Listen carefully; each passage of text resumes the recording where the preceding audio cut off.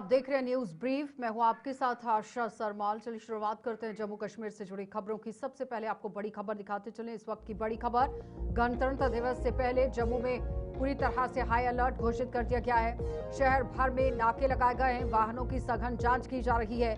नाकों पर महिला पुलिस की भी तैनाती कर दी गई है। ये बड़ी खबर, जहां संदिग्ध गतिविधि देखे जाने पर तुरंत पुलिस को सूचना देने की बात कह दी गई।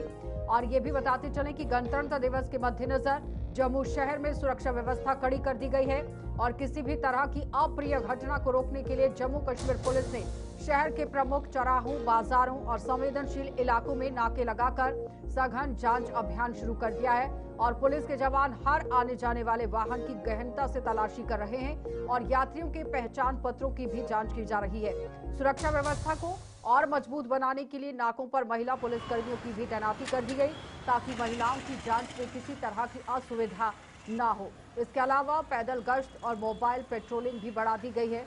पुलिस अधिकारियों ने बताया कि यह अभियान गणतंत्र दिवस तक लगातार जारी रहेगा और पुलिस ने आम जनता से अपील की है कि वे सतर्क रहें और किसी भी संदिग्ध व्यक्ति, गतिविधि या वस्तु की जानकारी तुरंत नजदीकी पुलिस चौकी या कंट्रोल रूम को दें। गणतंत्र दिवस से पहले सुरक्षा व्यवस्था को कड़ा कर दिया गया है। जम्मू में आने जाने वाले हर एक वाहनों को इस समय पूरी तरीके से जांच की जा रही है। जम्मू का ये वो इलाका है जहां से कई अलग अलग जगहों पर जो है वो वाहनों की आवाजाही होती है। जम्मू कश्मीर पुलिस के जवानों के द्वारा इस समय चप्पे चप्पे पर नाका लगाकर वाहनों की जांच की जा रही है और हर आने जाने वाले वाहनों पर पूरी तरीके से निगरानी इस समय रखी जा रही है। अगर गाड़ी में किसी प्रकार का कोई भी संदिग्ध वस्तु पाया जा रहा है तो उसकी पूरी तरीके से जांच की जा रही है। साबा में जिस प्रकार से आतंकी विरोधी अभियान के बीच जो है वो जम्मू में भी सुरक्षा व्यवस्था को और भी ज्यादा कड़ा कर दिया गया है, क्योंकि पाकिस्तान लगातार प्रयास करता है कि जम्मू कश्मीर में अशांति को फैलाई जाए, शांति को जो है वो भंग किया जाए। और अक्सर बड़े त्योहार हो या फिर किसी प्रकार का कोई भी जो है जिस प्रकार से गणतंत्र दिवस रहता है तो कहीं ना कहीं पाकिस्तान के प्रयास रहते हैं कि उन त्योहारों को जो है वो खराब किया जाए, गणतंत्र दिवस को जो है वो खराब किया जाए, जिसके चलते इस समय पाकिस्तान के इन जिस प्रकार से अंजामों को जो है वो विफल करने के लिए जम्मू कश्मीर पुलिस के जवान चप्पे चप्पे पर इस समय तैनात है और हर आने जाने वाले पर इस समय निगरानी रख रही है। छोटे से बड़े वाहन हो उनकी पूरी तरीके से इस समय जांच की जा रही है। और ये वो इलाका जहां पर इस इलाके में जो है वो काफी ज्यादा वाहनों की आवाजाही रहती है और आप देखें कि यहाँ पर पूरी तरीके से वाहन कहाँ से आया है, कहाँ की तरफ रवाना है, या फिर जो बाहर से वाहन आते हैं यानी कि जो बाहरी राज्य से वाहन यहाँ पर प्रवेश करते हैं उनकी भी पूरी तरीके से यहाँ पर जो है वो जांच की जा रही है। और पाकिस्तान लगातार इस प्रकार के प्रयास करता है और उन्हीं प्रयासों को विफल करने के लिए रात के समय भी नाके लगाए जा रहे हैं। इतना ही नहीं, शहरों में ही नहीं बल्कि जो सीमावर्ती क्षेत्र है वहां पर भी नाके लगाकर पूरी तरीके से समय जो है वो गहन जांच की जा रही है। चलिए तो एक और बड़ी खबर, 12 जनवरी से जम्मू समर जोन के स्कूल खुल जाएंगे और छुट्टियों में फिलहाल आप देखिए किस तरह से बढ़ोतरी होगी। लेकिन आपको बताते चले कि अभी भी ये बताया गया कि कोई बढ़ोतरी नहीं की जाएगी। सोशल मीडिया पर छुट्टी बढ़ाने की खबरें, अफवाह लगातार फैल रही है। शिक्षा विभाग का भी स्पष्टीकरण सामने आ गया है कि टीचिंग स्टाफ स्कूलों में पहले से उपस्थित है। 12 जनवरी से छात्र स्कूल में आएंगे और शिक्षा विभाग ने अभिभावकों से अफवाहों से बचने की अपील कर दी है। ये बड़ी खबर, जहां सोशल मीडिया पर शीतकालीन अवकाश बढ़ाए जाने की अटकलों के बीच में शिक्षा विभाग ने आज स्पष्ट कर दिया कि जम्मू के समर जोन में सभी सरकारी और निजी स्कूल तय कार्यक्रम के अनुसार सोमवार 12 जनवरी को दोबारा खुलेंगे और शीतकालीन अवकाश में किसी भी तरह का कोई विस्तार नहीं किया गया है। अधिकारियों ने बताया कि टीचिंग स्टाफ पहले से ही अपनी ड्यूटी पर लौट चुका है और शनिवार को टीचरों को स्कूलों में उपस्थित रहने के निर्देश दिए गए थे। सभी स्कूलों में टीचर मौजूद हैं, जबकि छात्र 12 जनवरी से नियमित कक्षाओं में शामिल होंगे। ये स्पष्टीकरण सोशल मीडिया पर मौसम के कारण छुट्टियां बढ़ने की अफवाहों के बाद जारी किया गया है। अधिकारियों ने इन खबरों को निराधार बताते हुए अभिभावकों और छात्रों से अपील की है कि वे केवल आधिकारिक सूचनाओं पर ही भरोसा करें। शिक्षा विभाग ने कहा कि शैक्षणिक गतिविधियों से यहां सुचारू रूप से काम करने की कोशिश की जाए और सुचारू संचालन के लिए सभी आवश्यक इंतजाम पूरे कर लिए गए हैं।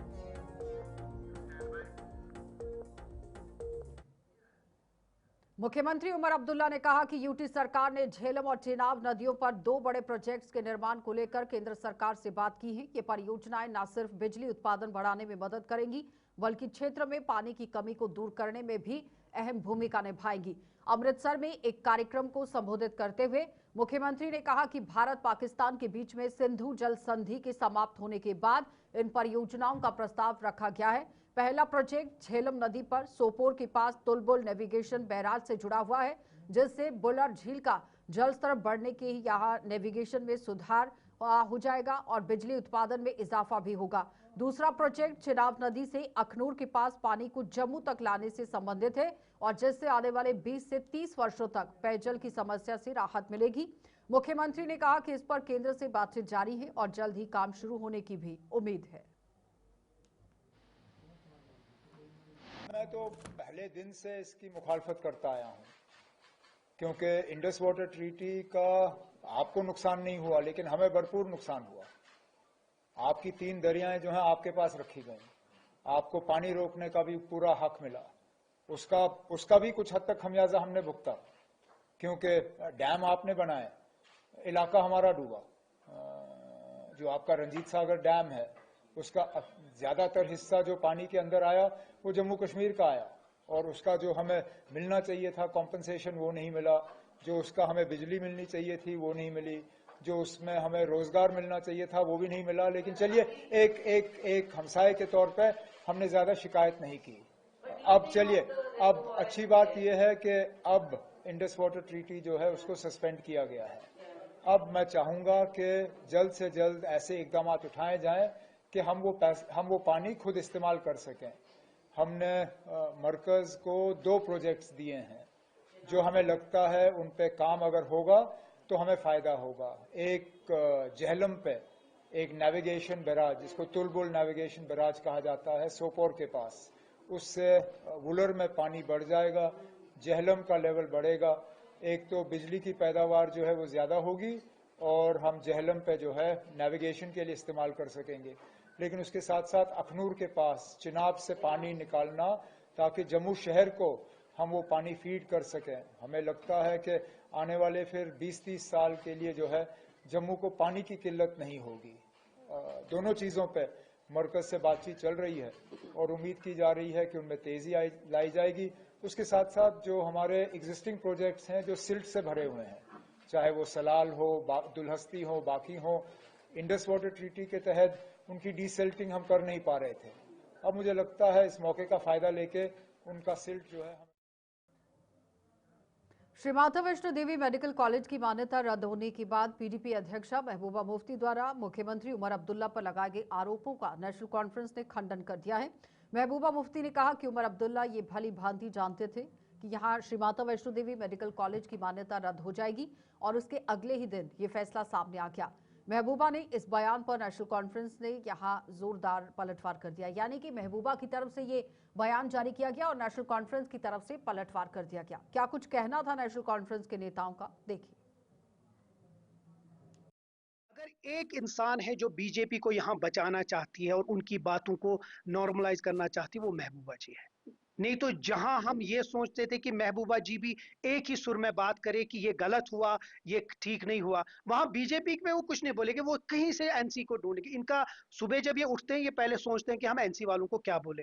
3-4 सीटों पे वो इसीलिए आए क्योंकि उन लोगों ने इन बीजेपी वालों को जम्मू कश्मीर में लाया। नहीं तो 70 साल और हमारे 27 साल जो हुकूमत थे, एक बार भी आप बताइए जब हमने बीजेपी वालों को आगे तक आने दिया। सेक्रेटेरिएट के गेट के अंदर नहीं हमने आने दिया। लेकिन ये वही महबूबा मुफ्ती है, वही मुफ्ती साहब है जिन लोगों ने उनको चाबी दे दी सेक्रेटेरिएट की। और आज अगर उन्हें मेडिकल कॉलेज खत्म किया वो इसी की वजह से, क्योंकि महबूबा जी ने उनको उतनी वो ताकत दी, नहीं तो उनके पास उतनी ताकत नहीं थी। महबूबा मुफ्ती का जो दोगलापन है वो लोगों के सामने आ रहा है। जिसको क्रिटिसाइज कर रहा है वो उनको क्रिटिसाइज नहीं कर रही है, वो उस इंसान को क्रिटिसाइज कर रही है जिसने पूरे कंट्री में इन बच्चों को जो जस्टिस देना है उसके लिए खड़े रहा और इंश्योर किया कि उन बच्चों को वापस एकोमोडेट किया जाए। मुझे एक बात बताइए, महबूबा जी बीजेपी को क्रिटिसाइज क्यों नहीं कर रही है, ये राइट विंग को क्रिटिसाइज क्यों नहीं कर रही है, जिनकी वजह से ये इशू हुआ। आपने कल देखा जो बच्चों का एडमिशन हुआ था, जो वहां पढ़ रहे थे, उन्होंने तो क्लियरली बोला कि इस श्री माता वैष्णो देवी मेडिकल कॉलेज की जो फैसिलिटीज थी, ये they were at par with the one of the best colleges in the country. In fact वो तो यहां तक बोल रहे हैं कि पूरे जम्मू कश्मीर में ऐसा कोई मेडिकल कॉलेज नहीं है जिसके इतनी जबरदस्त इंफ्रास्ट्रक्चर है।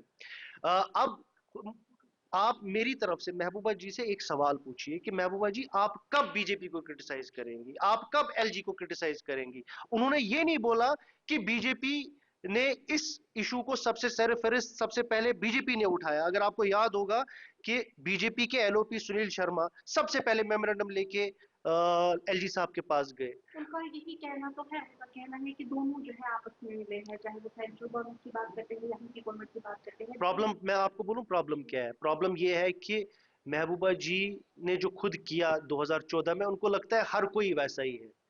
उमर अब्दुल्ला धोखेबाजों में से नहीं है, नहीं नेशनल कॉन्फ्रेंस हिपोक्रेट्स की तंजीम है। हम वो तंजीम नहीं है जो कल को लोगों को बोला कि हम बीजेपी को रोकेंगे इसीलिए हमको वोट दो। ये तो सब आपके सामने आयान है। वो पीडीपी ही थी जिन्होंने लोगों से वोट लिया बीजेपी को रोकने के लिए, और फिर उसी बीजेपी के साथ हाथ मिलाए, एक बार नहीं 2 बार। तो ये जो ये ज्ञान दे रहे हैं, इनको ये पहले अपने आप पे इंप्लीमेंट करना चाहिए और बाद में किसी को किसी। उधमपुर की रोटरी आई अस्पताल में आज से यहां एटीएम हेल्थ मशीन स्थापित कर दी गई है और एटीएम हेल्थ मशीन के माध्यम से महंगे टेस्ट अब सस्ती दरों पर उपलब्ध होंगे, जिससे कहीं ना कहीं मध्यम वर्ग और गरीब लोग अपनी सेहत का ध्यान रख पाएंगे। उन्होंने कहा कि टेस्ट महंगे होने की वजह से अक्सर लोग अपना उपचार बीच में ही छोड़ देते हैं, लेकिन अब इस मशीन से लोगों को बेहद राहत मिलेगी और ये मशीन जम्मू कश्मीर की पहली हेल्थ एटीएम मशीन है, जिसे प्रदेश के सरकारी अस्पतालों में भी स्थापित करने का प्रयास किया जाना चाहिए था, लेकिन यह प्रयास सरकारी नुमाइंदे जो कर रहे हैं, जनप्रतिनिधि नहीं कर पाए। वो प्रयास एक निजी संस्था के किए जाने की वजह से ही जरूरतमंद लोगों को काफी लाभ इससे मिल जाएगा। आज हमने ये इनिशिएटिव लिया है क्योंकि जब समाज में बहुत सारी ऐसी ज़रूरतें हैं जिनको हम अकेले एक बंदा मिलके काम नहीं कर सकता, तो ये एक हमारी वुमेन्स ने एक इनिशिएटिव लिया कि जो काम हम कर सकते हैं बेटर तरीके से, वो कोई नहीं कर सकता। तो ये पूरे जम्मू रीजन में इनफैक्ट कोई मशीन नहीं लगी, और मैंने कल भी बताया था कि एम्स में ये दिल्ली में ये मशीन लगी हुई है, इंस्टॉल्ड है। अगर वहाँ इंस्टॉल्ड है तो गवर्नमेंट अप्रूव्ड है, तो गवर्नमेंट अगर ट्रस्ट करती है, इट मीन्स हमें भी ऐसे काम करने हैं जो अपने शहर के लिए, अपने रीजन के लिए ऐसे काम लाने हैं, लोगों को राहत मिल सके, क्योंकि हर कोई आदमी अफोर्ड नहीं कर सकता महंगे टेस्ट, और महंगे के चक्कर में लोग अपने टेस्ट नहीं कराते तो उनकी बीमारियां बढ़ जाती हैं। तो यहाँ पर जिस सस्ते दाम पे जो टेस्ट होंगे, लोग वो टेस्ट करवाएंगे और खुद भी करवा सकते हैं। उसके लिए डॉक्टर की प्रिस्क्रिप्शन नहीं चाहिए, आके अपने टेस्ट कराएं और उसके बाद उनको कहीं अगर लगता है बड़ा हुआ तो वो डॉक्टर को डायरेक्ट जाके अप्रोच भी कर सकते हैं, और इसमें टाइम भी बचता है, क्योंकि पहले वो डॉक्टर के पास जाएंगे, फिर टेस्ट कराएंगे, फिर डॉक्टर के पास जाएंगे, उसमें टाइम भी लगता है और पैसे भी लगते हैं। और जो गाँव से लोग आते हैं, आप समझ सकते हैं, पूरा दिन ट्रैवल करके आते हैं अपनी हेल्थ के इश्यूज़ को लेके, और कहीं ना कहीं निगलेक्टेड रहते हैं। तो ये एक हमारा इनिशिएटिव है, तो ये हम बेटर तरीके से करेंगे और इस मशीन को आने वाले दिनों में हम अपग्रेड भी करेंगे। ये हमारा जनता जिस प्रकार आपने बताया कि आज इनॉग्रेशन हुआ है, पर आम जनता के लिए ये मशीन की जो टेस्ट रिसर्च कब से स्टार्ट होंगे? 5 से 10 दिन के बाद, 10 से 12 दिन लग जाएंगे कि प्रॉपर वो जो हमारी ट्रेनिंग उसको दी जाएगी, जो हमारी लैब असिस्टेंट है, क्योंकि विदाउट ट्रेनिंग अगर गलत हो जाए तो आपको पता है आजकल क्या बातें इश्यूज बना देते हैं लोग। तो प्रॉपर ट्रेनिंग करके जो काम हो वो बेटर रिजल्ट। भलेसा में बागवानी विभाग द्वारा किसानों को हाई डेंसिटी पौधे का भी वितरण किया गया है। यहाँ पौधे वितरण हुआ है और साथ ही साथ बताते चले कि जब ये पौधा वितरण कार्यक्रम रखा गया है तो ये पौधे कैपेक्स बजट योजना के तहत भारी सब्सिडी पर उपलब्ध कराए गए हैं। विभाग ने 250 की वास्तविक कीमत वाले पौधे किसानों को मात्र 50 प्रति पौधा की दर से दिए हैं। और इस अवसर पर तहसीलदार भलेसा मुनीफ उमर ने पहल की है और इस पहल की सराहना करते हुए कहा कि हाई डेंसिटी पौधे किसानों की आय बढ़ाने में अहम भूमिका निभाएंगे और क्षेत्र में बागवानी को नई दिशा देंगे। वितरण कार्यक्रम के दौरान सेब, खुबानी और आलू बुखारा के पौधे किसानों को दिए गए। बागवानी विभाग के अधिकारियों ने किसानों को भरोसा दिलाया कि पौधे की नियमित निगरानी की जाएगी और उन्हें विभाग की अन्य योजनाओं एवं जो परियोजनाएं चल रही हैं उनके लाभों का भी लाभ दिया जाएगा, उससे जोड़ा जाएगा।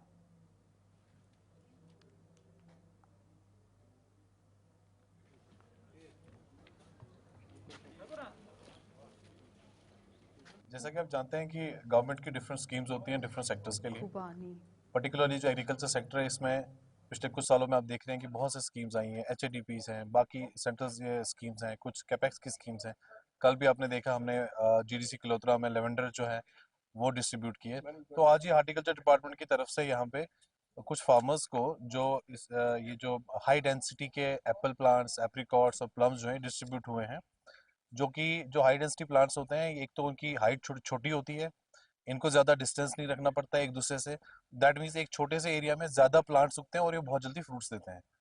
तो इसका यही फ़ायदा होगा फार्मर्स को कि कम लागत में और छोटी जगह में, कम जगह में ज़्यादा इनको प्रोडक्टिविटी होगी एज कम्पेयर टू जो ट्रेडिशनल प्लांट्स होते हैं जो ज़्यादा जगह लेते हैं, उनके लिए ज़्यादा ज़मीन की ज़रूरत पड़ती है। जो आपके इंडिजिनस क्रॉप्स है, आप इनको भी मत छोड़िए। आपने बहुत जगह स्टडीज़ देखी होंगी जहाँ लोगों ने बिल्कुल अपना जो ट्रेडिशनल इंडिजिनस छोड़ के सिर्फ फॉरेन प्लांट्स पे रिलाई करते हैं, वो भी ठीक नहीं होता है। आप बेशक उसको कीजिए, डिफरेंट सीजन्स होते हैं, इसके लिए एग्रीकल्चर डिपार्टमेंट है, हॉर्टिकल्चर डिपार्टमेंट है, उनकी हेल्प लीजिए। अपने ट्रेडिशनल प्लांट्स को भी उगाइए, लेकिन साथ साथ जो आजकल high density high yielding plants जो आ रहे हैं उनको भी इंट्रोड्यूस किया जाए, ताकि इससे न सिर्फ एक नई जो है वैरायटीज ऐड होंगी, बल्कि लोगों की जो है इनकम में भी फायदा होगा। ये जो आज हम प्लांटेशन फार्मर्स को दे रहे हैं, हमारे एक कैपेक्स स्कीम में है, इसमें 80-20 है कि 80% सब्सिडी हम दे रहे हैं, 20% फार्मर ने इसमें पे करना है। कि जो फार्मर इंटरेस्टेड है वो हम हमारे ऑफिस आ सकते हैं और उनमें डॉक्यूमेंट्स जो फॉर्मेलिटी हैं, उन्होंने एक हस्ताक्षर नकल देनी है, एक बैंक कॉपी, एक फोटो और आधार कार्ड।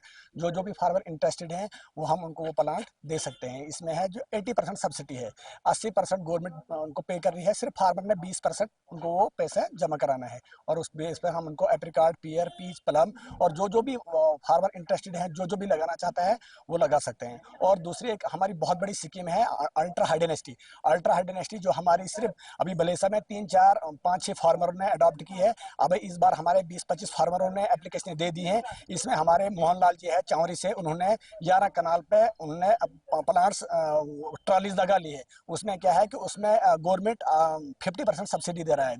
एक कनाल जो एप्पल है, इसमें एक कनाल में 166 प्लांट लग रहे हैं, उसमें 50% गवर्नमेंट दे रही है और 50% फार्मर कंपनी उसको लगाकर दे रही है। तो मेंढर में यातायात व्यवस्था को सुचारू बनाने के लिए SDM मेंढर ने अपने पूर्व आदेश का सख्ती से पालन सुनिश्चित करा दिया है। आदेश के तहत मेंढर बस स्टैंड में टाटा सुमो वाहनों को हटाने की कार्रवाई की गई, ताकि ट्रैफिक जैम और अव्यवस्था की यहां पर समस्या से जो निजात है वो मिल सके। संबंधित विभागों के अधिकारियों ने मौके पर मौजूद रहकर पूरे अभियान की निगरानी की और कार्रवाई को शांतिपूर्ण ढंग से पूरा करवाया। स्थानीय लोगों और वाहन चालकों ने प्रशासन से इस कदम का स्वागत करते हुए SDM मेंढर और जिला प्रशासन का आभार जताया। उनका कहना है कि इस निर्णय से बस स्टैंड क्षेत्र में यातायात सुगम हुआ है और यात्रियों को काफी सुविधा मिली है। प्रशासन ने स्पष्ट चेतावनी दी है कि भविष्य में आदेशों का उल्लंघन करने वालों के खिलाफ कड़ी कार्रवाई की जाएगी। और मैं ये एडमिनिस्ट्रेशन से गुजारिश करना चाहता हूं कि ये जो आपने स्टेप लिया है अच्छा लिया है।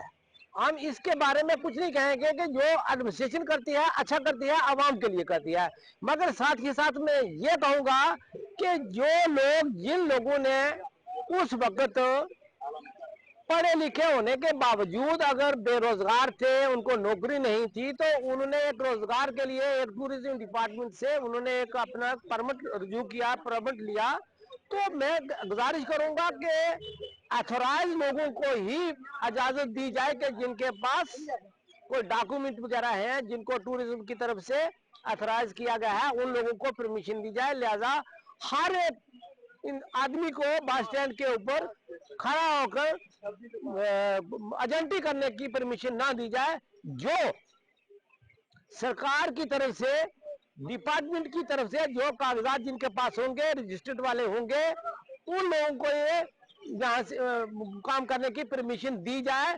स्पेशली हम जो DC पुंछ और SDM मेंढर, SDPO मेंढर और तहसीलदार मेंढर, SHO मेंढर का शुक्रिया अदा करना चाहते हैं, क्योंकि ये बोन ऑफ कंटेंशन बनी हुई थी। ये बस स्टैंड पे जो ड्राइवर्स और एजेंट्स के बीच में डिस्प्यूट बना था, वो डेली हम यहाँ देख रहे थे कि वीडियो वायरल हो रही थी। तो ये जो रूट काज मेन ये बस स्टैंड जो है, ये गवर्नमेंट का जो ये बस स्टैंड है, यहाँ पे ये सुमो या टैक्सी का स्टैंड नहीं है। तो अगर एडमिनिस्ट्रेशन ने इनको अकोमोडेट करने के लिए 25% यहाँ उन्होंने दिया हुआ था इनको कि आप यहाँ पे जैसे जम्मू या राजौरी गाड़ियां भर के जाओ, लेकिन ये यहाँ पे जो ट्रैवल एजेंट्स जो है ये टूरिज्म से लाइसेंस लेके यहाँ पे आके गुंडागर्दी कर रहे थे, यहाँ कमीशनें लोगों से हासिल कर रहे थे, ड्राइवरों से। तो उस वजह से यहाँ पे ये एक डिस्प्यूट बना हुआ था, तो एडमिनिस्ट्रेशन ने जो ये फैसला लिया हम उसका वेलकम करते हैं। और सबसे ज़्यादा हम शुक्र अदा करते हैं एसडीएम मेंढर साहब का, जिनने जो यहाँ पे मेंढर बस स्टैंड में जो गुंडा अनासर से जो कमीशन के नाम पे, एजेंट्स के नाम पे, ट्रैवल एजेंसी के उन्होंने अपने लाइसेंस लाए हुए थे और यहाँ पे गुंडागर्दी कर रहे थे एजेंसी के नाम से कि हमारे पास लाइसेंस है, उस बेसिस पे ये कमीशन ले रहे थे। एक गाड़ी से 500-500, 400-400 रुपया कमीशन ले रहे थे जम्मू के लिए।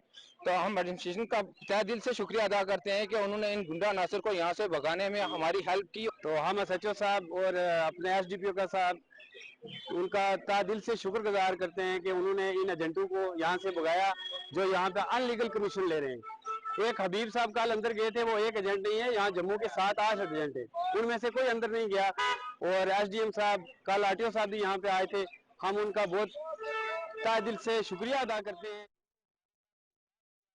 इस बीच में मेंढर में टाटा सुमो चालकों और ट्रांसपोर्ट एजेंटों के एक प्रतिनिधिमंडल ने तहसीलदार मेंढर राहुल बसोत्रा से मुलाकात कर बस स्टैंड से ही टाटा सुमो वाहनों के संचालन पर लगाए गए प्रतिबंध को रद्द करने की मांग कर दी। प्रतिनिधिमंडल ने इस संबंध में ज्ञापन सौंपते हुए कहा कि प्रतिबंध के कारण चालकों और एजेंटों की आजीविका पर प्रतिकूल प्रभाव पड़ रहा है। उन्होंने बताया कि बस स्टैंड पर प्रवेश न मिलने से यात्रियों को भी असुविधा हो रही है और वैकल्पिक स्थानों से संचालन में अतिरिक्त खर्च और समय की बर्बादी हो रही है। तहसीलदार मेंढर ने प्रतिनिधिमंडल की बातों को ध्यानपूर्वक सुना और आश्वासन दिया कि मामले को उच्च अधिकारियों के साथ परामर्श कर गंभीरता से जांचा जाएगा। उन्होंने कहा कि प्रशासन के लिए यातायात व्यवस्था को सुचारू रखना और जन सुविधा सुनिश्चित करना सर्वोच्च प्राथमिकता है। और हमारी कम से कम यहाँ पर 700 गाड़ी जो है यहाँ पर चलती है और हर लिंक के अंदर जो है हमारी सुमो जाती है वहाँ पर। तो हमने तहसीलदार साहब से ये रिक्वेस्ट की है कि हमें प्लीज़ मेहरबानी करके हमारी कुछ गाड़ियाँ जो हैं, एक 2 गाड़ी हमारी स्टैंड के अंदर जो है वो अलो की जाए। हमारे स्टैंड मांगे कि कितने स्टैंड हैं, हमारे 27-28 स्टैंड बने हैं, तो वो 27-28 गाड़ियाँ जो हैं हमने उनके लिए रिक्वेस्ट की है कि हमारी गाड़ियाँ वहाँ लगनी चाहिए। उन्होंने इंश्योर किया है कि यहाँ पर जो है हम एसडीएम साहब से बात करेंगे और हम आपके माध्यम से ये रिक्वेस्ट करना चाहते हैं, हम डीसी साहब से और एसएसपी साहब से और हम एलजी इंतजामिया और डिबकॉम साहब से ये रिक्वेस्ट करना चाहते हैं कि यहाँ पर हम लोगों का जो है, हम लोगों का हक है, यहाँ पर इस जगह पर हम लोगों का भी हक है स्टैंड के ऊपर। आज हमारे ये ट्रांसपोर्टर सफर हो रहे हैं, तो प्लीज मेहरबानी करके हमें उस जगह पर हमारी गाड़ियां जो हैं वापस लाई जाएं, क्योंकि हमारा ऑलरेडी जो है हमारे सुरनकोट की कई इलाकों के लोग इन दिनों पीने के पानी की किल्लत से जूझ रहे हैं। बार बार गुहार लगाने के बावजूद सुनवाई न होने के विरोध में लोगों ने आज जल शक्ति विभाग के खिलाफ प्रदर्शन किया। लोगों ने बताया कि उनके घरों में कई हफ्तों से पानी की सप्लाई बंद है, जिससे उन्हें बेहद मुश्किलों का सामना करना पड़ रहा है। लोगों ने आरोप लगाया कि बार बार शिकायत करने के बाद भी जल शक्ति विभाग के अधिकारी उन्हें राहत पहुंचाने में नाकामयाब सिद्ध हुए हैं। उन्होंने चेतावनी दी कि अगर जल्द ही समस्या का समाधान नहीं हुआ तो वो विरोध का दायरा बढ़ाने पर मजबूर हो जाएंगे। मंडे तक का इनके पास टाइम है। अगर पानी की ये किल्लत पूरी नहीं करते हैं या सिस्टम सही नहीं करते हैं तो मंडे जैसे पूरा बाजार बंद होगा, फिर इनको जवाब देना मुश्किल हो जाएगा। कब से हम सह रहे हैं कि हर दिन कभी कुछ है, कभी कुछ है, कभी कुछ है। मेरे घर में डेथ हुई तब भी मैंने पानी बाहर से हायर कर करके लाया, तो हमने तब भी वो बात नहीं है। बाजार में पानी की किल्लत हर जगह किल्लत है, इसलिए पानी को सही तरीके से सिस्टम ठीक किया जाए। हमारी किसी के साथ कोई दुश्मनी नहीं है, लेकिन हमें पानी मिलना चाहिए, वरना हम रोडों पे उतरेंगे तो फिर बाद में मुश्किल हो जाएगा। आपका कनेक्शन भी है? बिल्कुल कनेक्शन है होटल वालों के साथ। होटल वालों के जिनके कनेक्शन है चेक करे जाए, उनको पानी आता ही नहीं है, कब से नहीं आ रहा पानी, काफी देर से डिस्टर्ब है पानी। कैसे चला रहे हैं आप? पानी सर पानी हायर के में बंदे लगाए हुए, अलग से बंदे लगाए हुए, पानी ला के दा रहे हैं। सर्दी से बंदे नहीं मिलते, पानी के टैंकर के लिए ट्रालियां मंगवाते हैं। हमारी यही मांग है कि पानी के सिस्टम को बहाल किया जाए, इसको सही किया जाए। अगर नहीं होता है तो तारिक साहब ने आज उन्होंने व्यापार मंडल की तरफ से कह दिया है, नहीं तो मंडे को पूरा बाजार बंद होगा, फिर उसके जवाबदार वो होंगे। मैंने अजीब ही एक सिस्टम देखा, इधर पानी का कोई नाम नहीं है। दिन को एक बंदा हमने रखा हुआ है ऑलरेडी पानी भरने के लिए पंप पे, यहाँ पे भी बंदे के बंदों की लाइन लग जाती है, 1-1 घंटा लाइन में खड़ा होकर फिर पानी भरना पड़ता है। अब देखो हम अगर हमारे पास पानी नहीं है, हमारा ऑलरेडी रोजगार जो है पानी पे चल रहा है, अगर पानी नहीं होगा तो कुछ नहीं हमारा बन सकता। इसलिए मेरी PHE महकमा से गुजारिश है कि 2-3 महीनों से ऐसे चल रहा, तकरीबन 6 महीने हो गए, ना हमें पानी मिल रहा ना कुछ मिल रहा, हम कैसे काम चलाएंगे? आप बताओ। बाद में आते और कोई महकमा आता बोलता है आपकी सफाई नहीं है जी, आपका ये नहीं है जी, आपका वो नहीं है, सफाई कैसे करेंगे? आप बताओ। पानी का हम 1 टैंकर लाते हैं, उसको भी 1000-1200 देकर फिर अपना काम चलाते हैं, वो भी 5-6 दिन में खत्म हो जाता है। मांग रहेगी हमारी यही कि हमारा पानी का हल करो, हमें पानी दो और बाकी हम अपना आगे काम चलाएं, लोगों को पानी पिलाएं, लोगों को खिदमत करें। आज जुमा है, इंशाअल्लाह सोमवार को हम मुकम्मल बाजार बंद करके PHE के खिलाफ हड़ताल करेंगे। मैं उनसे ये कहना चाहता हूँ कि जब आप साल के बाद किराया बाजार से लेते हैं, यहाँ बाज़ाब्ता लोगों के कनेक्शन लगे हुए हैं, पानी क्यों नहीं देते? ये बेचारे गरीब के बच्चे कहाँ जाएं, कहाँ से पानी लाएं? ये जिनको अपना काम करें कि पानी कहीं से जाकर ये ढूंढ के लाएं। तो आपके चैनल के थ्रू मैं गुजारिश करता हूँ खासकर SDM साहब से और तहसीलदार साहब से कि फौरन PHE महकमे को कहा जाए कि फौरन पानी का बंदोबस्त करके पानी को यानी सुबह और शाम अगर 2 टाइम नहीं तो 1 टाइम तो पानी को छोड़ा जाए। हफ्ते में अगर 4 दिन भी पानी आए तो कम से कम लोगों का काम चल सकता है। लेकिन पता नहीं जब कोई पंगा बनता है तो फिर कहते हैं जी इसको नहीं बोला, उसको नहीं बोला। तो लिहाजा एक बार फिर एडमिनिस्ट्रेशन को कहते हैं कि 2-3 दिन का टाइम है एतवार तक, अगर पानी का बंदोबस्त न हुआ तो सोमवार को मुकम्मल हड़ताल करेंगे। कठुआ जिले के ही वार्ड नंबर 3 गांव भेड़ बलोड़ के निवासियों ने आज DC कठुआ से मुलाकात कर 17 अगस्त 2025 को बादल फटने के कारण बह गई पेयजल पाइपलाइन को दोबारा से स्थापित करने की मांग कर दी। इस दौरान उन्होंने जल शक्ति विभाग के एग्जीक्यूटिव इंजीनियर से भी अपनी समस्या साझा की। लोगों ने बताया कि गांव बागरा से आने वाले पेयजल पाइपलाइन बाढ़ से पूरी तरह से नष्ट हो गए थे, जिससे बाढ़ में पानी की आपूर्ति पूरी तरह ठप है और क्षेत्र में कोई भी वैकल्पिक जल स्रोत मौजूद नहीं है, जिसके चलते उन्हें पानी के लिए दरबदर होना पड़ रहा है। ग्रामीणों ने बताया कि सड़क संपर्क न होने के कारण पानी के टैंकर भी नहीं पहुंच पा रहे हैं, जिससे मजबूरन उन्हें रोजाना लगभग 2 किलोमीटर पैदल चलकर पानी लाना पड़ रहा है। सारे वादे किए गए थे इन लोगों से कि इनको ज़मीनें मिलेंगी, सब कुछ मिलेंगे, लेकिन अफसोस की बात यह है कि अभी तक इन लोगों के पास पीने के लिए पानी नहीं है। आज हमारा जितना भी है ये डेपुटेशन एक डिप्टी कमिश्नर कठुआ से मिला और उसके बाद DC साहब ने फ़ोन पे XCM साहब से बात की और XCM साहब से अभी मिले और उन्होंने ये विश्वास दिया है कि आपको जल्द से जल्द जो पानी का जो मसला है वो हल किया जाएगा। लेकिन अफसोस की बात यह है कि यहाँ पे गवर्नमेंट, सेंट्रल गवर्नमेंट हो या चलिए बुलेटिन में इतना ही, इजाजत दीजिए, नमस्कार।